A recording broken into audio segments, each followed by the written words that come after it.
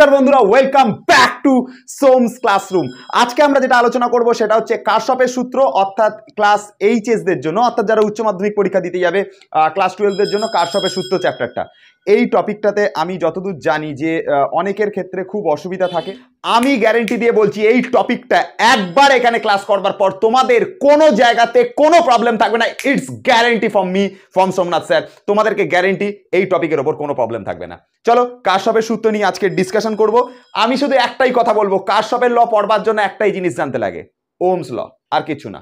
কারশফের ল পড়বার জন্য একটাই জিনিস জানতে লাগে, ওহমস ল বা ওহমের সূত্র, আর কিচ্ছু লাগে না। তুমি যদি জানো যে voltage is equal to current into resistance, অর্থাৎ V is equal to I R, অর্থাৎ ভি মানে হচ্ছে তোমার কি, ভি মানে হচ্ছে বিভব প্রভেদ, ভি মানে হচ্ছে বিভব প্রভেদ, আই মানে হচ্ছে তড়িৎ প্রবাহ মাত্রা, আর আর মানে হচ্ছে রোধ, আর মানে হচ্ছে রোধ। ব্যাস এইটুকু যদি জানো, কারশফের সূত্র একদম পুরো শেষ। ঠিক আছে, আর কিচ্ছু লাগবে না, আর কিচ্ছু জানতে লাগবে না, জাস্ট এইটুকু খালি জানো, ব্যাস খতম কাহানি, খতম। আমি তোমার গ্যারেন্টি একটাও আটকাবে না তোমাদের কোনো টপিক। চলো স্টার্ট করছি হচ্ছে কারশফের সূত্র। কারশফের যেটা ফার্স্ট সূত্র আছে সেই সূত্রটাতে কি বলা হয়েছে, বলছে বর্তনীর কোন বিন্দুতে মিলিত তড়িৎ প্রবাহ সমূহের যোগফল শূন্য। বর্তনীর যে কোনো বিন্দু হতে পারে, সেখানে মিলিত তড়িৎ প্রবাহ সমূহের যোগফল শূন্য। দেখো কারশফের ফার্স্ট ল, কারশফের সূত্র, কারশফ, এটাকে আমরা ইংলিশে বলে থাকি হচ্ছে কেসিএল বা কারশফ কারেন্ট ল। দেখো আমি তোমাদেরকে একটা কথা বলছি, গ্যারেন্টি দিয়ে বলছি, যখন এখানে বাপ ক্লাস নিচ্ছে না, একটা টপিক থাকবে না তোমার এখানে অসুবিধা হবে, আমার গ্যারেন্টি। জাস্ট খালি এটুকু কথা মাথায় রেখে চলো। দেখো কি বলছে, বলছে বর্তনীর যে কোনো বিন্দুতে, মানে কোনো একটা সার্কিট যখন তোমাকে দিয়ে দেবে, তার একটা পার্টিকুলার পয়েন্টে যতগুলো কারেন্ট আসছে এবং তার থেকে যতগুলো কারেন্ট বেরিয়ে যাচ্ছে, তাদের টোটাল সামেশন করলে অ্যান্সার 0 আসবে। অন্য কথায় তুমি বলতে পারো, আমার ভাষায় তুমি বলতে পারো, বা আরো সিম্পলিফাই করে বলতে পারো, বর্তনীতে যতগুলো কারেন্ট আসছে ইকুয়ালস টু বর্তনী থেকে যত কারেন্ট বেরিয়ে যাচ্ছে, সেটা সমান হবে। বর্তনীতে, বর্তনীতে সিম্পল এই কথাটা যে মাথায় রাখবে, কারশফ কারেন্ট ল তার কাছে একদম বাচ্চাদের জিনিস বলে মনে হবে, এরকম ওড়াবে, এরকম ওড়াবে। জাস্ট খালি কি বললাম ব্যাপারটা, জাস্ট খালি ছোট্ট একটা কথা বলেছি। বর্তনীর কোনো বিন্দুতে মিলিত তড়িৎ প্রবাহ সমূহের বীজগাণিতিক যোগফল শূন্য। মানে কি, কোনো একটা সার্কিটের মধ্যে পার্টিকুলার কোনো একটা পয়েন্টের কথা তুমি যদি বলো, ওই পয়েন্টে যতগুলো তড়িৎ প্রবাহ আসছে বা যতগুলো ইনকামিং কারেন্ট আসছে, তাদের সমষ্টি করলে যত তুমি অ্যান্সার পাবে, ওর থেকে যত কারেন্ট বেরিয়ে যাচ্ছে তাদের সামেশন করলে একই অ্যান্সার পাবে, মানে দুটোর মান সমান হবে। একটা এক্সাম্পল হিসেবে আমি তোমাদেরকে বলি, ধরো পার্টিকুলার এখানে একটা পয়েন্ট আছে, ঠিক আছে, এখানে একটা কোনো রেজিস্ট্যান্স আছে, এখানে কোনো একটা রেজিস্ট্যান্স আছে, ঠিক আছে, এখানে কোনো একটা রেজিস্ট্যান্স আছে, এদিকে এরম একটা রেজিস্ট্যান্স আছে, এদিকে এরম একটা রেজিস্ট্যান্স আছে। ধরো এটা হচ্ছে এ, এটা ও পয়েন্ট দিলাম, এটা বি, এটা সি, এটা ডি, এটা ই। এ থেকে ও এটা, বি থেকে ও এটা, সি থেকে ও এটা, ডি থেকে ও, ই থেকে ও, প্রত্যেকটা পয়েন্ট আমি তোমাদেরকে দিয়ে দিয়েছি। ধরো এ থেকে ওতে 2 অ্যাম্পিয়ার কারেন্ট আসছে, বি থেকে ওতে 1 অ্যাম্পিয়ার কারেন্ট আসছে, এখানে ই থেকে ওতে 4 অ্যাম্পিয়ার কারেন্ট আসছে, ঠিক আছে। আচ্ছা, এখান থেকে কারেন্ট কিছু পরিমাণ বেরিয়ে যাচ্ছে, এক্স অ্যাম্পিয়ার, কত তুমি জানো না। আর বললো এখান থেকে, ধরো তোমাকে বললো, ধরো কথার কথা বললো 3 অ্যাম্পিয়ার কারেন্ট বেরিয়ে যাচ্ছে, 3 অ্যাম্পিয়ার কারেন্ট বেরিয়ে যাচ্ছে, এরকম বললো, জিজ্ঞাসা করলো তাহলে ওসি লাইন দিয়ে তোমার কত কারেন্ট বেরোবে। কারশফের ল দ্বারা এটাই বোঝা যায় যে একটা পয়েন্টে যত কারেন্ট আসবে তাদেরকে সমষ্টি করে একটা সাইডে লেখো, আর যারা কারেন্ট থেকে বেরিয়ে যাচ্ছে তাদেরকে সমষ্টি করে আর একটা সাইডে লেখো, দুটোকে ইকুয়াল বসাও, দেখবে তোমার খতম কাহানি। কি বললাম বুঝতে পারা গেল? যতগুলো কারেন্ট একটা পয়েন্টে আসছে তাদেরকে সমষ্টি করে একটা সাইডে লেখো, আর যতগুলো কারেন্ট বেরিয়ে যাচ্ছে তাদেরকে একটা সাইডে লেখো, দেখবে তোমার সমান হবে দুটো জিনিস। কারশফের কারেন্ট লতে তাই বলা হচ্ছে, বর্তনীর কোনো বিন্দুতে আগত প্রবাহ, যতগুলো কারেন্ট আসছে আগত প্রবাহ ইকুয়ালস টু বর্তনীর ওই বিন্দু থেকে নির্গত প্রবাহ, ওই বিন্দু থেকে যে কারেন্ট বেরিয়ে যাচ্ছে সেটা, ব্যাস, আর কিছু না, আর কিছু না। তাহলে দেখো বর্তনীতে কে কে কোন কোন কারেন্ট আসছে ভাই, 1 অ্যাম্পিয়ার কারেন্ট আসছে, 2 অ্যাম্পিয়ার কারেন্ট আসছে, 4 অ্যাম্পিয়ার কারেন্ট আসছে। যারা আসছে পার্টিকুলার ওই পয়েন্টটাতে তাদেরকে সমষ্টি করে একটা সাইডে লেখো। দেখো এখানে লিখছি 1 প্লাস 2 প্লাস এখান থেকে 4 এরা আসছে, যারা যারা আসলো পার্টিকুলার ও পয়েন্টে তাদেরকে সমষ্টি করে একটা সাইডে লিখলাম। কারা কারা আসছে দেখে নাও, 1 অ্যাম্পিয়ার আসছে, 2 অ্যাম্পিয়ার আসছে, 4 অ্যাম্পিয়ার আসছে ও পয়েন্টে, এদেরকে সমষ্টি করে একটা সাইডে লিখলাম 1 প্লাস 2 প্লাস 4। এতটুকু অবধি বুঝতে পেরেছো? ইকুয়ালস টু দিয়ে যারা যারা বর্তনী থেকে বেরিয়ে যাচ্ছে তাদেরকে সমষ্টি করে একটা সাইডে লেখো। দেখো 3 অ্যাম্পিয়ার বেরোচ্ছে, এক্স অ্যাম্পিয়ার বেরোচ্ছে, তাহলে ইকুয়ালস টু দেওয়ার পর বর্তনী থেকে নির্গত প্রবাহ কারা কারা বেরোচ্ছে, 3 অ্যাম্পিয়ার আর এক্স অ্যাম্পিয়ার। 3 অ্যাম্পিয়ার বেরিয়ে যাচ্ছে, এক্স অ্যাম্পিয়ার বেরিয়ে যাচ্ছে, যারা যারা বেরিয়ে যাচ্ছে তাদেরকে সমষ্টি করে একটা সাইডে লেখো। আই থিঙ্ক বুঝতে পারা গেছে। এবার দেখো এখানে 1 আর 2 3 আর 4 হচ্ছে 7 অ্যাম্পিয়ার, প্লাস 3টাকে এদিকে পাঠাও, তাহলে -3 ইজ ইকাল টু এক্স। তার মানে দেখো 7 থেকে 3 বাদ দিলে হয় 4 অ্যাম্পিয়ার, এটা হচ্ছে এক্স এর মান, এটা হচ্ছে এক্স এর মান। 4 আর 2 হবে 6 আর 1 7, তার থেকে 3 বাদ যাবে, 7 থেকে 3 বাদ গেলে 4 হয়, তাহলে এক্স এর মান হচ্ছে 4 অ্যাম্পিয়ার। তার মানে হচ্ছে দেখো বর্তনীতে টোটাল আসছিল 7 অ্যাম্পিয়ার কারেন্ট ওই পার্টিকুলার ও পয়েন্টটাতে। এবার বর্তনী থেকে যে কারেন্টটা বেরোচ্ছে ওই পয়েন্টটা থেকে সেটাও দেখো 7 অ্যাম্পিয়ারই হবে। চেক করে দেখো 4 অ্যাম্পিয়ার, 2 অ্যাম্পিয়ার, 6 অ্যাম্পিয়ার আর এদিকের 1 অ্যাম্পিয়ার, টোটাল কত অ্যাম্পিয়ার আসলো? 7 অ্যাম্পিয়ার। 7 অ্যাম্পিয়ারের মধ্যে ওডি লাইন বরাবর 3 অ্যাম্পিয়ার বেরিয়ে গেল, তাহলে বাকি থাকলো 4 অ্যাম্পিয়ার। ওই 4 অ্যাম্পিয়ার কারেন্টটা এই ওসি লাইন বরাবর বেরোবে। এটা হচ্ছে কেসিএল এর মেন রুল বা কারশফের কারেন্ট ল। তাহলে কারশফের কারেন্ট লতে কি বলা হচ্ছে? সোজা কথা ভাই, কারশফের কারেন্ট লতে একটাই কথা বলা হচ্ছে, বর্তনীর কোনো একটা পার্টিকুলার পয়েন্টে যত কারেন্ট আসবে তাদেরকে সমষ্টি করে একটা সাইডে লেখো, আর যতগুলো কারেন্ট বেরিয়ে যাবে তাদেরকে সমষ্টি করে আর একটা সাইডে লেখো। ব্যাস দুটোকে ইকুয়াল করো, দেখবে তোমার খতম কাহিনী। দুটোকে ইকুয়াল করো, দেখবে তোমার খতম কাহিনী। দেখো কারা কারা আসছিল, 2 আসছিল, 4 আসছিল, 1 আসছিল, যারা আসছিল তাদেরকে সমষ্টি করে এক সাইডে লিখেছি, যারা বেরোচ্ছে 3 বেরোচ্ছে আর এক্স বেরোচ্ছে ইকুয়াল টুর পরে সমষ্টি করে এক সাইডে লিখেছি, ইকুয়াল টুর পরে সমষ্টি করে এক সাইডে লিখেছি। যারা যারা বেরোবে তারা এক সাইডে থাকবে, যারা যারা আসবে তারা একটা সাইডে থাকবে। ঠিক আছে, সোজা কথা বুঝতে পেরেছো কি বললাম? তুমি যত টাকা আনবে বাইরে থেকে রোজগার করে, তুমি তো তোমার অওকাত থাকবে তত টাকা খরচা করার, তার থেকে বেশি টাকা খরচা করার তো তোমার অওকাত থাকবে না। মনে করো তুমি একটা কোনো চাকরি করো, সাপোজ কোনো একটা চাকরি করো, এবার সেই চাকরি থেকে ধরো তোমার মাসে শেষে মাসে ইনকাম হয় হচ্ছে 30,000 টাকা, তো তুমি কি করবে? 30,000 টাকা আনলে 30,000 টাকাই খরচা করতে পারবে। ঠিক আছে, এরকম কখনো হবে না যে তুমি 30,000 টাকা আনলে 50,000 টাকা খরচা করলে, কোনোদিন সম্ভব নাকি? সেটা সম্ভব না। তাহলে নিয়ম হচ্ছে তাই, এখানে কারেন্টের ক্ষেত্রেও সেম নিয়ম, যত কারেন্ট বর্তনীতে আসবে, 4 আসছে, 2 আসছে, 1 আসছে, যারা আসছে একটা পয়েন্টে অ্যাডিশন করলে, আর যারা যারা বেরোচ্ছে এখানে 3 অ্যাম্পিয়ার বেরোচ্ছে, এক্স অ্যাম্পিয়ার বেরোচ্ছে, যারা যারা বেরোচ্ছে তাদেরকে ইকুয়াল করে ওই সাইডে বসালে, বসে ওখান থেকে তুমি পার্টিকুলারলি এক্স এর মানটা বার করলে। ওই জন্যই বলছে বর্তনীর যে কোনো বিন্দুতে মিলিত তড়িৎ প্রবাহ সমূহের বীজগাণিতিক যোগফল 0। যদি এখন আমি সব প্রবাহগুলোকে যোগ করি তাহলে তার বীজগাণিতিক যোগফল 0 আসবে। কেন স্যার? বুঝলাম না, এটা বোঝান যে বীজগাণিতিক যোগফল কেন 0 বলছে। কারণ এই ক্যালকুলেশনটা আর এক রকম ভাবে করা যায়। যে প্রবাহগুলো আসছে তাদেরকে তুমি পজিটিভ ধরো, আর যারা যারা বেরোচ্ছে তাদেরকে তুমি নেগেটিভ ধরো, ধরলে তোমার উত্তর বেরিয়ে যাবে। দেখো যারা যারা আসছে তাদেরকে পজিটিভ ধরে চলো।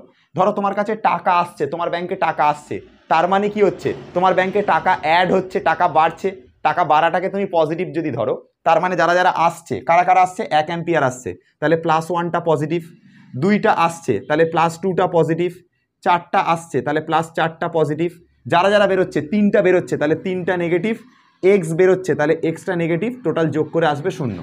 তার মানে ওই জন্যই বলেছে টোটাল বীজগাণিতিক সমষ্টি বা যোগফল হচ্ছে 0। তাহলে 4 আর 4 2 6 আর 1 7, তার থেকে 3 বাদ যাবে, তাহলে 4 হবে, ইকুয়াল টু এক্স হবে, এটা ইকুয়াল টু 0 হবে, মাইনাস এক্সটাকে ওদিকে পাঠাবো, তাহলে 4 ইকুয়াল টু এক্স হবে। এটা হচ্ছে ব্যাপার। তার মানে কি হলো? এক্স এর মান 4 বেরোলো। দেখো বুঝতে পারলে কিনা কি বললাম, ব্যাপারটা বুঝতে পারা গেছে? 1 আর 2 3 4 7, তার থেকে 3 বাদ দাও তাহলে 4 থাকবে, 4 মাইনাস এক্স, তাহলে 4 মাইনাস এক্স ইকুয়াল টু 0, তো মাইনাস এক্সটাকে যদি ইকুয়াল এদিকে পাঠাই তাহলে এক্স এর মান 4 হচ্ছে। দেখো এখানেও এক্স এর মান কিন্তু 4 বেরিয়েছে। তুমি দুভাবে করতে পারো, যারা কারেন্ট যেগুলো আসছে তাদের সমষ্টিটাকে প্লাস ধরে চলো, দেখো সবকটাকে প্লাস প্লাস প্লাস ধরেছি, আর যারা বেরিয়ে যাচ্ছে তাদেরটাকে মাইনাস ধরে চলো, তাদেরটাকে মাইনাস ধরে চলো। যেমন বেরিয়ে যাচ্ছে কে কে? এখান থেকে 3 বেরিয়ে যাচ্ছে আর এক্স বেরিয়ে যাচ্ছে, ওই জন্য 3টাকে মাইনাস করেছি, এক্সটাকে মাইনাস করেছি। টাকা যখন বেরিয়ে যাবে আমার জীবন থেকে তখন আমি সেটাকে মাইনাস করে দেবো। তো 3 টাকা বেরিয়ে গেল, এক্স টাকা বেরিয়ে গেল, তাই জন্য 3টাকে আর এক্সটাকে মাইনাস করে দিয়েছি। তো সেটা ইকুয়াল টু করে এক্স এর মান 4 minus x is equal to 0। আচ্ছা, এটাকে কারশফের প্রথম সূত্র বলা হয়। কারশফের বলা হয় হচ্ছে এটা প্রথম সূত্র, এটাকে কেসিএল বলা হয়। আর এই যে কেসিএল যেটা, কেসিএল বা কারশফ কারেন্ট ল, এটাকে আমরা কারশফ কারেন্ট ল বলে থাকি। কারশফের কারেন্ট ল কে একটা মানে শক্তির সংরক্ষণ নীতিকে মানে নাকি আধান সংরক্ষণ নীতিকে মানে, এই কোয়েশ্চেনটা পরীক্ষাতে আসে। তো কারশফের কারেন্ট ল কি করে, এটা খাতার মধ্যে লিখবে, খুব ইম্পর্টেন্ট একটা পার্ট। এটা হচ্ছে আধানের সংরক্ষণ নীতিকে মানে, আধানের সংরক্ষণ নীতিকে মানে, ব্যাস এইটুকু লাইন লিখলে হবে। আর তোমার কিচ্ছু জানার দরকার নেই এখান থেকে যে কি হলো ব্যাপার স্যার, এটা কি আধানের সংরক্ষণ নীতি মানে কি, কিচ্ছু জানাবার দরকার নেই। তুমি জাস্ট এইটুকু কথা খালি মাথার মধ্যে রাখো, তোমার পরীক্ষাতে এইটুকুই তোমার জন্য প্রয়োজন। যে পরীক্ষাতে জিজ্ঞাসা করে যে কারশফের প্রথম সূত্র কোন নীতিকে মেনে চলে, তাহলে খালি কি বলতে হবে, আধানের সংরক্ষণ নীতিকে মেনে চলে, ব্যাস। আর কিচ্ছু লাগবে না এখান থেকে, আর কিচ্ছু মাথা কাটাবে না এখান থেকে, আর কোনো প্রশ্ন হয় না। জাস্ট এইটুকু কথা খালি মাথায় রাখো। পরীক্ষায় কোয়েশ্চেন আসবে কারশফের প্রথম সূত্র কোন নীতিকে মেনে চলে, কারশফের প্রথম সূত্র আধানের সংরক্ষণ নীতিকে মেনে চলে, ব্যাস। এটা শর্ট কোশ্চেন হিসাবে মারাত্মক ইম্পর্টেন্ট, খুব ইম্পর্টেন্ট, এটা স্টার মেরে রাখো, এটা খুব ইম্পর্টেন্ট, এটা স্টার মেরে রাখো, এটা ইম্পর্টেন্ট পয়েন্ট, ব্যাস। এইটুকু পড়লেই তোমার জন্য এনাফ, ঠিক আছে। চলো এই টপিকটার উপর কারশফের কারেন্ট লর উপর একটা দুটো অঙ্ক করি, অঙ্ক করার পর তারপর কেভিএল এ ঢুকবো, তখন থেকে জমবে হচ্ছে খেলা, ঠিক আছে। শর্টে একটা কথা বলে দিই যে পরীক্ষাতে যদি যদি মানে এটা লাগবে না তবু বলে দিচ্ছি, আধানের সংরক্ষণ নীতিকে কেন মানে যদি জানতে চাও তাহলে বলি, এখানে যত কারেন্ট আসছে কোনো একটা পয়েন্টে, যত কারেন্ট আসছে ঠিক তত পরিমাণ কারেন্ট কিন্তু বেরিয়ে যাচ্ছে। দেখো 3 অ্যাম্পিয়ারের মধ্যে তত কারেন্ট বেরিয়ে গেল, এক্স এর মধ্যে তত কারেন্ট বেরিয়ে গেল। যত তড়িৎ প্রবাহ মাত্রা আসছে কোন একটা পয়েন্টে ঠিক তত পরিমাণ তড়িৎ প্রবাহ মাত্রা বেরিয়ে যাচ্ছে। তো পার্টিকুলারলি মানটা ফিক্স থাকছে, ঠিক আছে, মানে আধান কখনো জমছে না, এই পয়েন্টের মধ্যে কোনো আধান জমছে না, যত আধান এই ও পয়েন্টে আসছে তত পরিমাণ আধানই কিন্তু বেরিয়ে যাচ্ছে, কোনো আধান জমছে না, জমা থাকছে না। তো এটা আধানের সংরক্ষণ নীতিকে মানছে যে যতটা আধান আগত তত আধান নির্গত, ঠিক আছে। তড়িৎ প্রবাহ মাত্রা দিয়ে বললো একই ব্যাপার। তো অত লাগবে না, এটা জাস্ট জানতে লাগবে শুধু আধানের সংরক্ষণ নীতিকে কে মেনে চলে, কোন সূত্রটা মানে কারশফের। তো কারশফের ফার্স্ট লটা হচ্ছে আধানের সংরক্ষণ নীতিকে মানে। এবার আমরা কেভিএল পড়বো, তবে তার আগে দুটো ভালো ভালো অঙ্ক করবো এটার উপর। তো দেখো আমরা এখন পরীক্ষার আসা দুটো প্রবলেম করব। আমি যে দুটো প্রবলেম নিয়েছি এররলেস ফিজিক্সের বইটা থেকে নিয়েছি, যেটা তোমাদের নিটের বই, সেইখান থেকে নেওয়া দুটো প্রবলেম, যেটাতে কেসিএল এর ওপর প্রশ্ন এসেছিল। এরকম দুটো প্রবলেম করাচ্ছি তোমাদেরকে, দেখো ভালো করে। প্রথম কথা দেখো, এইখানে যে পার্টিকুলার বি পয়েন্টটা রয়েছে, এই বি পয়েন্টে 2 অ্যাম্পিয়ার কারেন্ট আর এদিক থেকে 2 অ্যাম্পিয়ার কারেন্ট আসছে। বিএইচ লাইন বরাবর কিছু একটা কারেন্ট যাচ্ছে, তারপর এইচ থেকে ডি লাইনে একটা কারেন্ট যাচ্ছে, এইচ থেকে জি লাইনে একটা কারেন্ট যাচ্ছে, জি থেকে ইতে 1.3 অ্যাম্পিয়ার আর জি থেকে এফ এ কত অ্যাম্পিয়ার কারেন্ট। এইগুলো জাস্ট জিজ্ঞাসা করেছে যে কোন লাইনে কত কারেন্ট যাবে। পরীক্ষায় যে কোয়েশ্চেনটা এসছে সেটা দেখে নাও, আরপিইটি 1999, ডিইউএমইটি 2010, এই দুটো পরীক্ষাতে কোয়েশ্চেনটা পড়েছে। সলিউশন প্রসিডিওর কি, কোনো একটা পয়েন্টে যত কারেন্ট আসছে সেটা দেখো, আর যত কারেন্ট বেরোচ্ছে সেটা দেখো, কত কত কারেন্ট আসছে দেখো। প্রথমে দেখো 2 অ্যাম্পিয়ার আসছে আর এদিক থেকে 2 অ্যাম্পিয়ার আসছে, তাহলে টোটাল 2 আর 2 4 অ্যাম্পিয়ার আসলো। তাহলে এই লাইন থেকে 4 অ্যাম্পিয়ার কারেন্ট যাবে, বুঝতেই পারছো, এদিক থেকে 2 আসছে এদিক থেকে 2 আসছে, তাহলে এই লাইন দিয়ে 4 অ্যাম্পিয়ার কারেন্ট যাবে, সোজা কথা। এবার এই 4 অ্যাম্পিয়ারের মধ্যে 1 অ্যাম্পিয়ার ওপরের লাইনে চলে গেছে, এইচডি লাইনে 1 অ্যাম্পিয়ার কারেন্ট চলে গেছে, তাহলে বাকি লাইনে নিশ্চয়ই 3 অ্যাম্পিয়ার কারেন্ট যাবে ভাই, সোজা কথা। দেখে নাও 4 অ্যাম্পিয়ার কারেন্ট আসছিল এইচ পয়েন্টে, এবার এইচ পয়েন্টের মধ্যে 1 অ্যাম্পিয়ার কারেন্ট যদি ওপরের লাইনে চলে যায়, তাহলে বাকি থাকা 3 অ্যাম্পিয়ার কারেন্ট এই লাইন দিয়ে যাবে। 4-এর মধ্যে 1 এদিকে চলে গেল, 3 তাহলে এদিকে যাবে না, এটুকু তো ম্যাথস জানো রে ভাই। তাহলে 3 অ্যাম্পিয়ার কারেন্ট এই এইচ পয়েন্ট জি পয়েন্টে আসছিল, জি পয়েন্টে 3 অ্যাম্পিয়ারের মধ্যে 1.3 এদিকে চলে গেল, 1.3 এদিকে চলে গেল, তাহলে বাকি কারেন্ট অর্থাৎ 3 থেকে এই 1.3টাকে বাদ দিলে, 1.3টাকে বাদ দিলে যত পড়ে থাকে, কত পড়ে থাকে 1.7, এই 1.7 অ্যাম্পিয়ার কারেন্ট জিএফ লাইন দিয়ে অর্থাৎ গার্লফ্রেন্ডের লাইন দিয়ে পাস করবে। তাহলে কি বললাম দেখো, এইচ থেকে জি লাইনে 3 অ্যাম্পিয়ার কারেন্ট আসছিল, 3 অ্যাম্পিয়ার কারেন্ট আসছিল, তার মধ্যে এদিকে 1.3 চলে গেল, এদিকে 1.3 চলে গেল, তাহলে বাকি কারেন্ট কত থাকলো, 3-এর মধ্যে 1.3 এদিকে চলে গেল, বাকি কত থাকলো, এটা মাইনাস করো, 3 - 1.3 অর্থাৎ 1.7 অ্যাম্পিয়ার কারেন্ট এই লাইন দিয়ে যাবে। এটা গেল ফার্স্ট কোশ্চেনটা সলিউশন।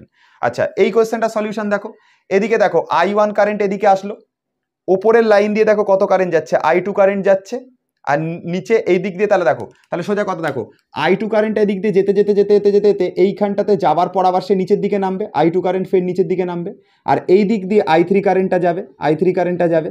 দেখো I1 কারেন্ট আসলো, আসার পর ওপর দিকে I2 কারেন্ট গিয়ে আবার নিচের দিকে I2 কারেন্ট নেমেছে, আর এখান দিয়ে I3 কারেন্ট যাচ্ছে। তো পার্টিকুলারলি কোন পয়েন্টে সে মিট আপ করলো, এই পয়েন্টে, ডি পয়েন্টে মিট আপ করলো। কত কত কারেন্ট মিট আপ করছে দেখো, এখান থেকে I2 গিয়ে ওপর থেকে I2 নামছে আর এদিক থেকে I3 নামছে, তাহলে টোটাল কত কারেন্ট ডি পয়েন্টটাতে এলো, এদিক থেকে I3 এলো, ওপর দিক থেকে I2 এলো, তাহলে কত কারেন্ট এই লাইন দিয়ে যাবে, I2 আর এদিক থেকে আসা I3 দুজনে মিলে যাবে, অর্থাৎ I2 প্লাস হচ্ছে I3 এই কারেন্টটা এই লাইন দিয়ে যাবে। ঠিক আছে, কি বললাম বুঝতে পারা গেছে? অনেকে আবার বলতে পারে স্যার I2 প্লাস I3 মানে যদি আমি I1 লিখি তাহলে কি ভুল হবে? না, ভুল হবে না, এটাও কারেক্ট। ঠিক আছে, এই পরীক্ষাটা এটা পড়েছে দেখো এমপি পিএমটি আর ডিপিএমটি, এই দুটো পরীক্ষাতেই পড়েছে দেখো 2000 সালে আর 1998তে ইম্পর্টেন্ট প্রবলেম ছিল। দেখো কি হয়েছে, I1 কারেন্ট এই লাইন দিয়ে আসছে, তার মধ্যে I2 এদিক দিয়ে চলে গেল, তো ওপর থেকে গিয়ে আবার I2 নামবে নিচের দিকে, কারণ I2 তার ওই দিকে যাওয়ার কোনো জায়গা নেই, তো I2 এরকম ওপর দিয়ে গিয়ে আবার ফের নিচের দিকে নামবে, I2 নামলো, আর এদিক থেকে I3 গেল, গিয়ে I2 আর I3 ফের ডি পয়েন্টে মিট করছে। দেখো এখান থেকে I2 আসছে, এদিক থেকে I3 যাচ্ছে, এরা এসে মিট আপ করছে ডি পয়েন্টে মিট আপ করার পর তাহলে কত যাবে, এদিক থেকে আসা I2 চলে যাবে আর এদিক থেকে আসা I3 চলে যাবে, I2 আর I3 চলে যাবে। এবার দেখো I1 কারেন্টটাই তো I2 আর I3 দুটো পার্টে ডিভাইড হয়েছে, তাহলে কেউ যদি বলে যে sir I2 R I3 equal to যদি I1 লিখি তাহলে কি ভুল? না, একদম ভুল না, কারেক্ট। ঠিক আছে, তাহলে I2 প্লাস I3ও লিখতে পারো অথবা ইকুয়াল টু দিয়ে I1 লিখতে পারো। তাহলে গেল, এটা হচ্ছে দুটো প্রবলেম। আর আগে একটা প্রবলেম করেছিলাম, তাহলে দেখো তিনটে প্রবলেম আমি এই শুধু কার্শফ লয়ের উপর করালাম। আরে ভাই, আমি এখানে যা প্রবলেম করাবো না কেউ করাবে না কোনো জায়গাতে, আমি গ্যারেন্টি দিয়ে বলছি, এটা আমার গ্যারেন্টি। তুমি বাড়িতেও কার্শফ ল পড়ে থাকবে, আর এখানে বাপের কাছেও কার্শফ ল পড়ে থাকবে সোমনাথ স্যারের কাছে, যা লেভেলের প্রবলেম করাবো আজ প্রবলেম তুমি কোনো জায়গাতেই করবে না, আমার গ্যারেন্টি, এটা আমার গ্যারেন্টি। ঠিক আছে, চলো এরপরে 2, 3 হয়ে গেল, এরপরে আরো দুটো প্রবলেম নিয়ে তোমাদেরকে বোঝাচ্ছি, মানে ছায়ার বইটার প্রবলেম। ঠিক আছে, দেখো আমি একটা কথা বলি, যারা কার্শফের ল পড়ছো তারা নিশ্চয়ই এইটুকু বিভব পার্থক্য is equal to current into resistance যেটা হয় সেটা তোমরা জানো, বা ভি ইকুয়াল টু IR তোমরা জানো। ঠিক আছে, আর তোমরা জানো যে কারেন্ট সবসময় হায়ার পোটেনশিয়ালের দিক থেকে লোয়ার পোটেনশিয়ালের দিকে যায়। স্যার এটা বুঝলাম না, কথাটার মানে কি বলতে চাইছেন? আচ্ছা তুমি এইটুকু তো বোঝো যে ধরো যখন জল যায় তখন জল কি করে, নিচ থেকে ওপরে যায় না ওপর থেকে জল নিচের দিকে গড়িয়ে পড়ে? এটা তোমরা বলো, তোমরা নিজেরা ভাবো। সবসময় দেখবে জল ওপরের দিক থেকে নিচের দিকে গড়িয়ে পড়ে। দেখবে পাহাড় থেকে জল সমুদ্রের মধ্যে নেমে আসে, বা নিচে যদি কোনো মানে জলাশয় থাকে তার মধ্যে নেমে আসে। এরকম কখনো হয় না যে সমুদ্রের জলগুলো গিয়ে পাহাড়ের উপরে চূড়ায় গিয়ে জমে, এরকম কখনো হয় না। সেরকম কারেন্টের ক্ষেত্রেও তাই, যেটা উঁচু জায়গা অর্থাৎ যেটা হায়ার পোটেনশিয়াল সেখান থেকে জল লোয়ার পোটেনশিয়ালের দিকে যায়। তুমি নিজে চিন্তা করো না, জল দিয়ে ভাবো কারেন্ট খুব ইজি লাগবে। জল কোথায় যায়? সমুদ্রতে জল আছে, সমুদ্রের জলগুলো নিচু স্থানের জলগুলো কি ওই পাহাড়ে উঁচু স্থানে যায়? যায় না তো। কিন্তু পাহাড়ের যে জল, যেটা উচ্চতা, যেটা হায়ার জায়গা, সেখান থেকে জলটা আস্তে আস্তে লোয়ারের দিকে নেমে আসে, অর্থাৎ তোমার যেটা সমুদ্র সেইখানটাতে নেমে আসে। একই রকমভাবে এই ক্ষেত্রেও তাই ঘটনা ঘটে। জল সবসময় যেরকম উচ্চ জায়গা থেকে নিম্ন জায়গায় নেমে আসে, কারেন্টও তাই করে, হায়ার পোটেনশিয়ালের দিক থেকে লোয়ার পোটেনশিয়ালের দিকে যায়, হায়ার পোটেনশিয়ালের দিক থেকে লোয়ার পোটেনশিয়ালের দিকে যায়। এটুকু ব্যাপার বুঝতে পারা গেছে? এইটুকু হচ্ছে কাজ। এবার এইটুকু কাজকে মাথায় রেখে চললে তোমাদের কাজ হয়ে যাবে। ধরো আমি এখানে কথার কথা যদি এইখানে আজকে একটা রেজিস্ট্যান্স আঁকতাম, আর আমি বলতাম যে কারেন্টটা এখান থেকে এইখান থেকে এখানে মনে করো রেজিস্ট্যান্সটা হচ্ছে আর, এই পয়েন্টটা পার্টিকুলার নাম দিলাম এ, এই পয়েন্টটার পার্টিকুলারলি নাম দিলাম বি। এবার দেখো আমি ধরো বলে দিলাম কারেন্টটা এ পয়েন্টের দিক থেকে বি পয়েন্টের দিকে যাচ্ছে, তাহলে আমরা কি করে বার করতাম সেটা? আমরা যেটা ওহমের সূত্র জানি সেটাকে ইউজ করতাম, যে বিভবের পার্থক্য is equal to current into resistance. তাহলে ধরো এ পয়েন্টের বিভবকে ভি এ ধরে নাও, বি পয়েন্টের বিভবকে ভিবি ধরে নাও। তাহলে যদি এ পয়েন্ট থেকে কারেন্টটা বি পয়েন্টের দিকে যায় তাহলে কোন পয়েন্টের পোটেনশিয়াল বড় বা কোন পয়েন্টের ভোল্টেজ বেশি? অবশ্যই এ পয়েন্টের ভোল্টেজ বেশি। উঁচু জায়গা থেকে জল নিচু জায়গার দিকে যায়, তাহলে এই জায়গার পোটেনশিয়াল বড়, এই জায়গার ভোল্টেজটা বেশি। তাহলে আমি কি করব, আমি ডাইরেক্ট লিখবো বিভবের পার্থক্য মানে হচ্ছে ভিএ মাইনাস ভিবি। বিভবের পার্থক্য মানে কি হয়? ভিএ মাইনাস ভিবি, এটা হচ্ছে বিভব পার্থক্য, ইজিক্যাল টু কারেন্ট কত যাচ্ছে এর মধ্যে ধরে নিলাম আই কারেন্ট যাচ্ছে, তাহলে আই ইন্টু এর ওখানে থাকা রেজিস্ট্যান্স যেটা হচ্ছে আর, তাহলে V A minus V B is equal to কত হবে? ইজিক্যাল টু হবে আই ইন্টু আর। এবার এখান থেকে যদি তুমি কারেন্ট বার করতে চাও তাহলে কি করতে হবে? তোমাকে এই আরটাকে তলায় নিয়ে নিতে হবে। তাহলে দেখতে এরকম লাগবে ভিএ মাইনাস ভিবি বাই হয়ে গেল আর, এটা ইকুয়ালস টু হয়ে গেল হচ্ছে আই। এটা দাঁড়ালো, দেখো বুঝতে পারলে কিনা? আমি কি বললাম, ওহমের সূত্র তোমরা পড়েছো যে বিভব পার্থক্য is equal to current into resistance হয়। এটা তো তোমরা ওই ক্লাস 10-এও পড়ে থাকবে, এটা তো নিশ্চয়ই নতুন কিছু না, এটা তো কঠিন কোনো ব্যাপার না। তাহলে বিভবের পার্থক্য করো, এই এই এ পয়েন্টের বিভবটাকে বা ভোল্টেজটাকে ভিএ ধরো, বি পয়েন্টের ভোল্টেজটাকে ভিবি ধরো, তাহলে বিভবের পার্থক্য কত দাঁড়াবে, ভিএ মাইনাস ভিবি, সেই জন্য লিখলাম ভিএ মাইনাস ভিবি। এটা গেল বিভব পার্থক্য। বিভব পার্থক্য মানে হচ্ছে current into resistance, I into R. আজকের ক্লাসে স্টার্টিংয়েই বলেছি কারেন্ট কত যাচ্ছে, এটার মধ্যে দিয়ে আই কারেন্ট যাচ্ছে, রেজিস্ট্যান্স কত আর, আই আর। এখান থেকে যদি আই এর মান বার করি, আরটার তলায় যাবে, তাহলে হবে VA minus VB by R equal to হবে I, VA minus VB by R equal to হবে আই। ঠিক আছে, এতটুকু নিশ্চয়ই বুঝতে পারা গেছে। এই কথাটার ওপর মাথায় রেখে এই সার্কিটটা সলিউশন করো। দেখো এবার এ পয়েন্টের, এই দেখো এইখানে কি বলেছে, দেখো এই সার্কিটটা সলিউশনে বলছে সি বিন্দুর বিভব 12 ভোল্ট।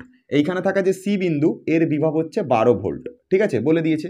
তাহলে ডি বিন্দুর বিভব কত, এই ডি পয়েন্টের বিভব কত হবে এটা বার করতে বলেছে। তাহলে এটা কাজ করি, শোনো, আমরা এই কথাটাকে মাথায় রেখে সলিউশন করি যে এ পয়েন্ট থেকে কারেন্ট সি পয়েন্টে আসছে, এটার মানে বোঝায় যে এ পয়েন্টের পোটেনশিয়াল বড়, সি পয়েন্টের পোটেনশিয়াল হচ্ছে ছোট। এখানে যে কোয়েশ্চেনটা দিয়েছে এই কোয়েশ্চেনটা সলিউশন কিভাবে হবে দেখো।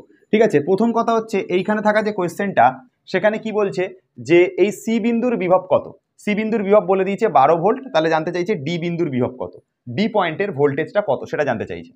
তো আমরা একটা কাজ করি যে সবকটা ব্রাঞ্চে টোটাল কত ভোল্টেজ আগে দেখে নিই, আর কত কারেন্ট আছে সেটা একটুখানি দেখে নিই। দেখো এই লাইন দিয়ে 1 অ্যাম্পিয়ার কারেন্ট আসছে, এই লাইন দিয়ে 2 অ্যাম্পিয়ার কারেন্ট যাচ্ছে, ভালো করে বুঝবে, এই লাইন দিয়ে 1 অ্যাম্পিয়ার কারেন্ট যাচ্ছে, এই লাইন দিয়ে 2 অ্যাম্পিয়ার কারেন্ট যাচ্ছে। তাহলে এই লাইন দিয়ে স্বাভাবিক বিষয় এদিক থেকে আসা 1 আর এদিক থেকে আসা 2, টোটাল 3 অ্যাম্পিয়ার কারেন্ট এটা দিয়ে যাবে, এটা দিয়ে 3 অ্যাম্পিয়ার কারেন্ট যাবে। স্বাভাবিক বিষয়, দেখো বুঝতে পারলাম কিনা, এটা বুঝতে পারলাম কিনা, দেখো এই লাইন দিয়ে 1 অ্যাম্পিয়ার কারেন্ট যাচ্ছে, এই লাইন দিয়ে 2 অ্যাম্পিয়ার কারেন্ট যাচ্ছে, তাহলে পার্টিকুলারলি সি পয়েন্টের মধ্যে দিয়ে কত অ্যাম্পিয়ার কারেন্ট যাবে, 3 অ্যাম্পিয়ার কারেন্ট যাবে, তাই না? এদিক থেকে 1 আসছে, এদিক থেকে 2 যাচ্ছে, তাহলে এই পয়েন্টের মধ্যে কত অ্যাম্পিয়ার কারেন্ট যাবে, 3 অ্যাম্পিয়ার কারেন্ট যাবে। এটুকু তো নিশ্চয়ই বুঝতে পারলে রে ভাই, এদিক থেকে 1 এদিক থেকে 2, তাহলে এই লাইন দিয়ে কত অ্যাম্পিয়ার কারেন্ট যাবে, 3 অ্যাম্পিয়ার কারেন্ট যাবে, কেন এই লাইন দিয়ে আমি 3 অ্যাম্পিয়ার কারেন্টকে পাঠালাম। মাথার মধ্যে ঢুকেছে বিষয়টা? আচ্ছা, এবার দেখো আমাদেরকে কি ফর্মুলা শিখেছি, যেটা হায়ার পোটেনশিয়াল তার থেকে লোয়ার পোটেনশিয়ালটাকে বাদ দিলে আমরা কি পাবো, কারেন্ট ইনটু রেজিস্ট্যান্স পাবো। এবার দেখো কারেন্ট সি থেকে ডির দিকে যাচ্ছে, তার মানে সোজা কথা সি পয়েন্টের যে ভোল্টেজ যেটা ভিসি ধরছি সেটা বড়, তার থেকে এই ভিডিটা নিশ্চয়ই ছোট। এই দুটো জিনিসকে যদি বাদ দিই তাহলে আমরা কারেন্ট ইনটু রেজিস্ট্যান্স পাবো। কারেন্ট হচ্ছে 3, কারেন্ট হচ্ছে 3, আর এখানে থাকা যে রেজিস্ট্যান্স সেটা হচ্ছে 3। দেখে নাও কারেন্ট হচ্ছে 3 অ্যাম্পিয়ার, রেজিস্ট্যান্সও 3, ওই জন্য 3 ইন্টু 3 করলাম। ভিসির মানটা কত, সি বিন্দুর বিভব 12 ভোল্ট বলেই দিয়েছে, তাহলে এখানে 12 বসাও, তাহলে 12 মাইনাস ভিডি ইজিক্যাল টু হলো হচ্ছে 9। তাহলে এবার 12টাকে ওই দিকে পাঠাও, তাহলে মাইনাস ভিডি ইজিক্যাল টু 9 মাইনাস 12, তাহলে মাইনাস ভিডি ইজিক্যাল টু -3, তো মাইনাস মাইনাস কাটালাম, ভিডির মান আসলো হচ্ছে 3, এত ভোল্ট। তাহলে ডি পয়েন্টের যে কিনা দেখো 1 অ্যাম্পিয়ার কারেন্ট আসছিল, 2 অ্যাম্পিয়ার কারেন্ট আসছিল, টোটাল এই লাইনে কত অ্যাম্পিয়ার কারেন্ট আসলো, 3 অ্যাম্পিয়ার, তাহলে এই 3 অ্যাম্পিয়ার এখান দিয়ে যাবে, দেখো 3 অ্যাম্পিয়ার এখান দিয়ে পাঠালাম। আমরা কি শিখেছি, কারেন্ট সবসময় হায়ার পোটেনশিয়ালের দিক থেকে লোয়ার পোটেনশিয়ালের দিকে যায়, এটাই নিয়ম। তাহলে হায়ার পোটেনশিয়াল থেকে যদি লোয়ার পোটেনশিয়ালে যায় তাহলে ভিসিটা হায়ার, তাহলে বড় থেকে ছোটটাকে মাইনাস করাবো, ওই জন্য ভিসি থেকে ভিডিকে মাইনাস করিয়েছি। এখানকার কারেন্ট কত, 3 অ্যাম্পিয়ার, 3 লিখেছি, রেজিস্ট্যান্স কত, 3 ওহমের, রেজিস্ট্যান্স লিখেছি 3, ভিসির জায়গা 12 বলাই ছিল, তাহলে ভিসির জায়গা 12 বসিয়েছি, এবার ভিডি ক্যালকুলেশন করে বার করে নিয়েছি, ভিডির মান বেরিয়ে গেল হচ্ছে 3 ভোল্ট, 3 ভোল্ট হবে। তাহলে ডি বিন্দুর বিভব বেরিয়ে গেল যেটা হচ্ছে 3 ভোল্ট। ঠিক আছে, চলো, মানে এইখানে যেটা ও বিন্দু রয়েছে সেই বিন্দুটার ভোল্টেজ কত সেটা জিজ্ঞাসা করা হচ্ছে। কি করে বার করব, একটা কাজ করো, একই রকম নাম দাও, এটার নাম এ দাও, এটার নাম ও থাক, এটার নাম বি দাও, এটার নাম সি দাও। ঠিক আছে, বি নাম দিলাম এই জায়গাটার নাম এ দিলাম, আর এই জায়গাটার নাম সি দিলাম। এই ও পয়েন্টের ভোল্টেজ কত সেটা জানতে চাইছে। ভেরি ইজি, কি করব, ফার্স্টে এই ব্রাঞ্চে কত কারেন্ট ঢুকছে দেখব, এটাতে কত কারেন্ট যাচ্ছে আর এটাতে কত কারেন্ট যাচ্ছে দেখব। ঠিক আছে, তাহলেই আমাদের হয়ে যাবে। একটা জিনিস করা যাক, ধরে নাও হচ্ছে এখানে ধরলাম I1 পরিমাণ কারেন্ট ঢুকছে, এই ব্রাঞ্চ দিয়ে I2 পরিমাণ কারেন্ট চলে যাচ্ছে, এটার মধ্যে দিয়ে I3 পরিমাণ কারেন্ট চলে যাচ্ছে। কি করলাম স্যার, বুঝতে পারলাম না। দেখো দেখো এখান দিয়ে I1 কারেন্ট ঢুকছে, এটা দিয়ে I2 কারেন্ট চলে যাচ্ছে, এটা দিয়ে I3 কারেন্ট চলে যাচ্ছে, এটা ধরে নিয়ে করছি, তাহলে আর কোনো অসুবিধা থাকার কথা না। আমরা কি শিখেছি, আমরা এইমাত্র কেসিএল থেকে শিখেছি যেটা I1 হবে, যেটা আগত কারেন্ট, যেটা আগত কারেন্ট সেটা মানে হচ্ছে নির্গত কারেন্ট, এই কারেন্টটা আর এই কারেন্টটা হচ্ছে নির্গত কারেন্ট। তাহলে নির্গত কারেন্ট কোনটা কোনটা, I2 প্লাস হচ্ছে I3, এরা হচ্ছে নির্গত কারেন্ট। দেখো I1 আসছে, I2 বেরিয়ে যাচ্ছে আর I3 বেরিয়ে যাচ্ছে, তাহলে আগত কারেন্ট ইকুয়ালস টু নির্গত কারেন্ট। নির্গত হচ্ছে I2 আর I3, এরা নির্গত কারেন্ট। এবার দেখো আমাদেরকে I1 আর I2-র মান যেহেতু আমরা জানি না, এটাকে ভোল্টেজ আর রেজিস্ট্যান্সে রিপ্লেস করো। দেখো ও পয়েন্টের ভোল্টেজটা বার করতে হবে, তাহলে এটা কাজ করছি, ও পয়েন্টের ভোল্টেজটাকে ভিও ধরে নিলাম, ও পয়েন্টের ভোল্টেজটাকে ভিও ধরে নিলাম। কারেন্ট এ পয়েন্ট থেকে ও পয়েন্টের দিকে যাচ্ছে, তাহলে যাচ্ছে মানে আমরা কি করব, বড় ভোল্টেজ থেকে ছোট ভোল্টেজকে মাইনাস করাবো, করিয়ে রেজিস্ট্যান্স দ্বারা ভাগ করব, তাহলেই কারেন্ট বেরোবে। এইমাত্র শিখেছি না যে VA মাইনাস VB বাই হচ্ছে আর, এটা ইজিক্যাল টু I, ভোল্টেজকে রেজিস্ট্যান্স দ্বারা ভাগ করলে কারেন্ট বেরোয়। এইমাত্র তোমাদেরকে কনসেপ্টটা পড়িয়েছি, এইখানে লিখেছিলাম, মনে করে দেখো, খাতা উল্টে দেখো পাবে। তাহলে বড় ভোল্টেজ থেকে ছোট ভোল্টেজকে মাইনাস করাচ্ছি, তাহলে 2 ভোল্টেজটা বড়, তার থেকে মাইনাস করাবো হচ্ছে ভিওর ভোল্টেজটাকে, করালে তাকে কি দিয়ে ভাগ করব, রেজিস্ট্যান্স দ্বারা, তাহলে 5 দ্বারা ভাগ করলাম, তাহলে I1 এর মান পেলাম। একই রকমভাবে I2-র মান পাওয়ার জন্য কি করতে হবে, ফের বড় ভোল্টেজটা থেকে ছোট ভোল্টেজটাকে মাইনাস করাবো, তার মানে হচ্ছে ভিও থেকে মাইনাস করাবো কাকে, 2কে, তাকে কত দ্বারা ভাগ করব, এখানে থাকা 5 ওহম দ্বারা ভাগ করলাম, প্লাস দিয়ে I3 মানে এই লাইন দিয়ে I3 কারেন্ট যাচ্ছে, ফের বড় ভোল্টেজ থেকে ছোট ভোল্টেজকে মাইনাস করাও, বড় ভোল্টেজ এর দিক থেকে কারেন্ট বেরিয়ে ছোট ভোল্টেজের দিকে যায়, তাহলে বড় ভোল্টেজ হচ্ছে ভিও, ছোট ভোল্টেজ হচ্ছে 2, তাহলে ভিও থেকে 2কে মাইনাস করাও, তাহলে ভিও মাইনাস হচ্ছে 2 বাই হচ্ছে কত, বাই হচ্ছে 5, এটা হয়ে গেল সলিউশন।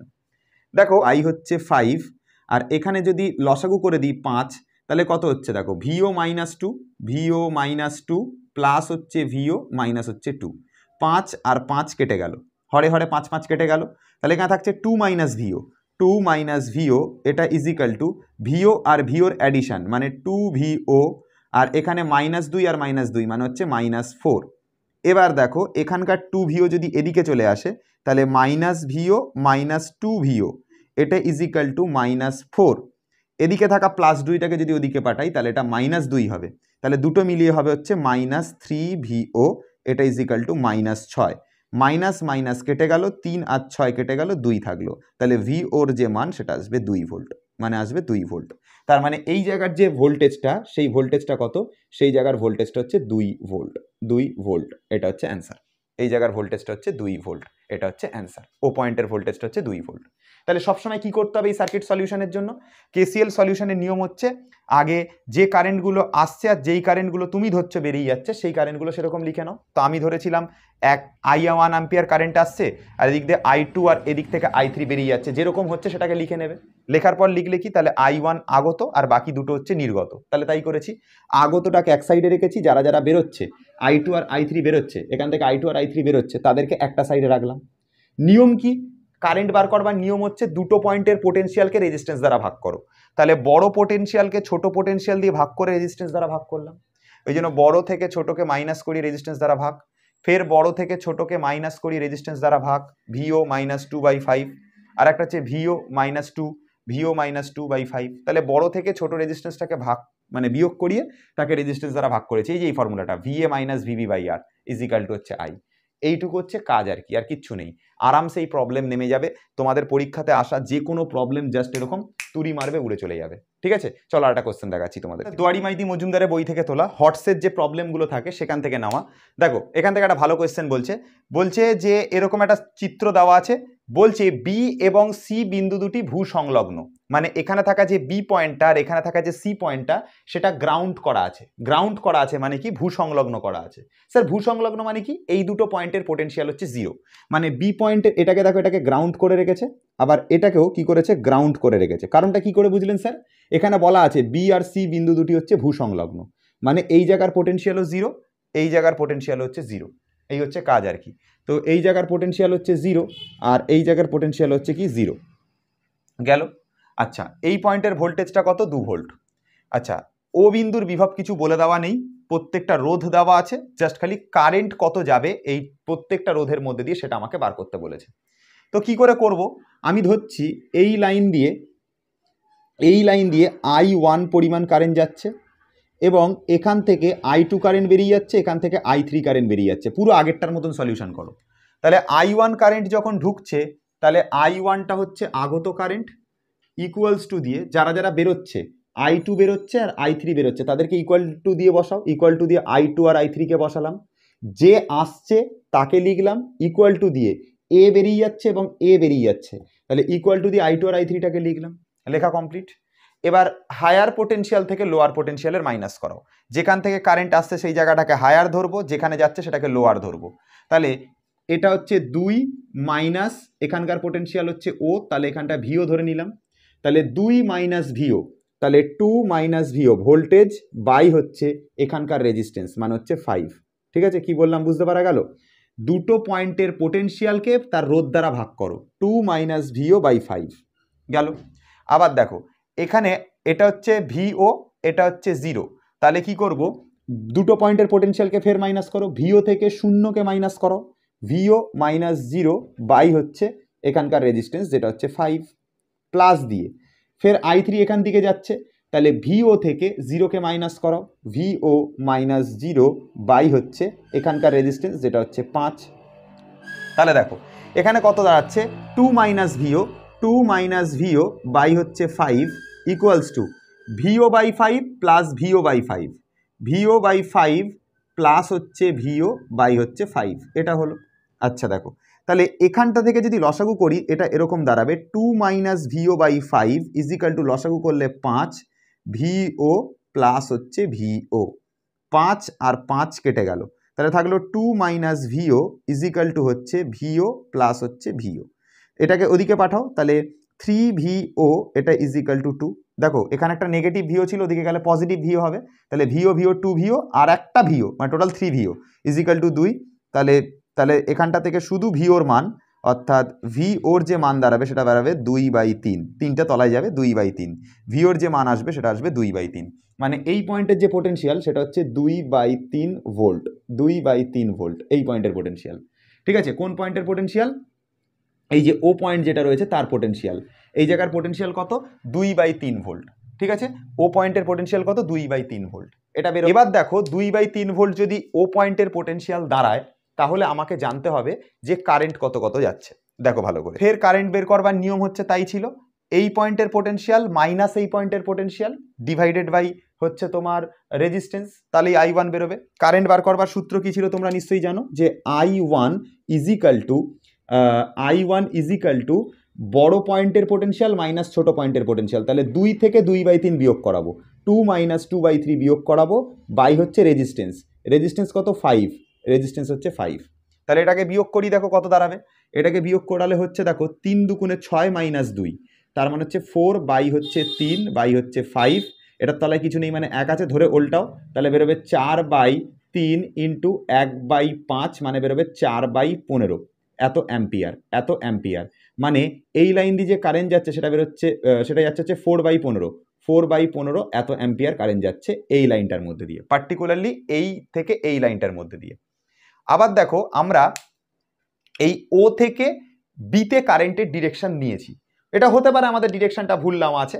ঠিক আছে, তো তুমি কি করবে, ডিরেকশন যেদিকেই থাক না কেন তুমি যেরকমভাবে সলিউশন করেছো সেইভাবেই করো, তোমার এই জায়গার পোটেনশিয়ালটা থেকে তুমি হায়ার ধরেছো, এই জায়গার পোটেনশিয়ালটাকে তুমি লোয়ার ধরেছো, তাহলে তাই করো, I2 মান বার করো, সেমভাবে I2 মান বার করো, তাহলে এটা হচ্ছে 2/3 থেকে 0, তাহলে কি করব 2/3 এটা বড় ভোল্টেজ মাইনাস 0 ছোট ভোল্টেজ, বড় ভোল্টেজ থেকে ছোট ভোল্টেজের বিয়োগ বাই এখানকার রেজিস্ট্যান্স বাই হচ্ছে 5, তাহলে বেরোবে 2/3/5/1 উল্টাও, তাহলে বেরোবে 2/3 ইন্টু বেরোবে 1/5 মানে 2/15 এত অ্যাম্পিয়ার, 2/15 এত অ্যাম্পিয়ার, তাহলে এই লাইন দিয়ে যে কারেন্ট যাচ্ছে সেটা বেরোচ্ছে 2/15 এত অ্যাম্পিয়ার কারেন্ট যাচ্ছে। ঠিক আছে, এই লাইন দিয়ে যে কারেন্ট যাচ্ছে সেটা হচ্ছে 2/15 অ্যাম্পিয়ার, এটা দিয়েও তাহলে একই কারেন্ট যাবে, একই কারেন্ট যাবে তাই না, কারণ এখানকার দেখো এই পয়েন্টটা হচ্ছে 2/3, এই পয়েন্টটা হচ্ছে 0, এখানে 5 আছে, এই লাইনটা যার এই লাইনটা তো একই লাইন, দুটো তো সেম, কারণ এর বি পয়েন্টও 0 ছিল, এর দেখো সি পয়েন্ট 0, এর এখানে দেখো 5 ওহম রোধ ছিল, এখানে দেখো 5 ওহম রোধ, আর এখানে দেখো 2/3 ভোল্টের ছিল, আর একই কমন পয়েন্টে 2/3 ভোল্ট, তাহলে এই লাইন দিয়েও সেম কারেন্ট যাবে, এটার বার করতে লাগে না, এটা হচ্ছে 2/15 এত অ্যাম্পিয়ার, এত অ্যাম্পিয়ার কারেন্ট যাবে, সেটাই হচ্ছে তোমার I2 মান এবং এটাই হচ্ছে I3 মান, এটাই হচ্ছে I3 আর এটাই হচ্ছে I2। সেম হবে, তাহলে হয়ে গেল সলিউশন। তাহলে যে কোনো সলিউশন দিক না কেন আমরা কেসিএল এর যে কোয়েশ্চেনগুলো থাকবে এভাবে আমরা জাস্ট খালি এরকম তুড়ি মেরে উড়িয়ে দিতে পারবো, ঠিক আছে, কোনো ব্যাপার না ভাই, একদম ইজি। চলো এটা হয়ে গেল। আচ্ছা, একটা লাস্ট কোয়েশ্চেন, ঠিক আছে, কেসিএল আজকের মতন এই টপিকে আমরা শেষ করব। বলছে যে কারশফের যে কারেন্ট ল বা তড়িৎ প্রবাহমাত্রার যে সূত্র, ঠিক আছে, এই জায়গায় দেখো একটা কোয়েশ্চেনটা দিয়েছে, তড়িৎ বর্তনীর কোন স্থানে কারশফের প্রবাহমাত্রা সূত্রটি। কারশফের প্রবাহমাত্রা সূত্র মানে কারশফের যেটা ফার্স্ট ল, কারশফের যেটা প্রবাহমাত্রার সূত্র মানে কোনটা, কেসিএল এর কথা বলছে, কারশফ কারেন্ট ল বা কারশফ ফার্স্ট ল, সেটা প্রয়োগ করা হয়। আমি দেখেছি পার্টিকুলার কোনো একটা পয়েন্টে যতগুলো কারেন্ট আসে আর যতগুলো কারেন্ট বেরিয়ে যায় তারা সমান হয়, যত কারেন্ট আসলো আর যত কারেন্ট বেরিয়ে গেল তত সমান হয়, এটাই বলা ছিল, কোনো একটা পার্টিকুলার পয়েন্টকে উদ্দেশ্য করে বলা ছিল, কোনো বর্তনীর পার্টিকুলার একটা পয়েন্টকে উদ্দেশ্য করে বলা ছিল। তো পয়েন্টগুলোতে আমরা কেসিএল অ্যাপ্লাই করে থাকি, কোনো বর্তনীর পার্টিকুলার কোনো একটা পয়েন্টে উত্তরটা হবে কি, কোনো বর্তনীর যে কোনো বিন্দুতে। তাহলে অত কথা না লিখে সিম্পল লিখবে বর্তনীর সংযোগ বিন্দুগুলিতে,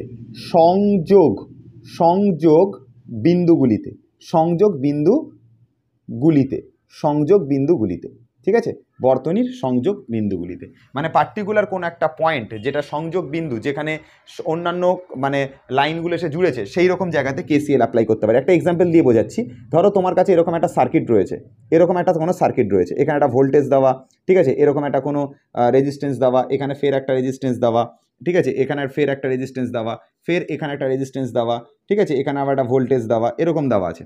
তাহলে সংযোগ বিন্দু কোনটা, এই একটা পয়েন্ট হচ্ছে সংযোগ বিন্দু। দেখো এদিক থেকে লাইনটা এসছে, এদিক থেকে লাইনটা এসছে, এদিক থেকে লাইনটা এসছে, তাহলে এখানে আমি কেসিএল অ্যাপ্লাই করতে পারি। আবার দেখো এইটা একটা সংযোগ বিন্দু, এদিক থেকে একটা লাইন এসছে, এদিক থেকে একটা লাইন এসছে, এদিক থেকে একটা লাইন এসছে, তাহলে এই জায়গাতে আমরা কেসিএল অ্যাপ্লাই করতে পারি বা কারশফ কারেন্ট ল অ্যাপ্লাই করতে পারি।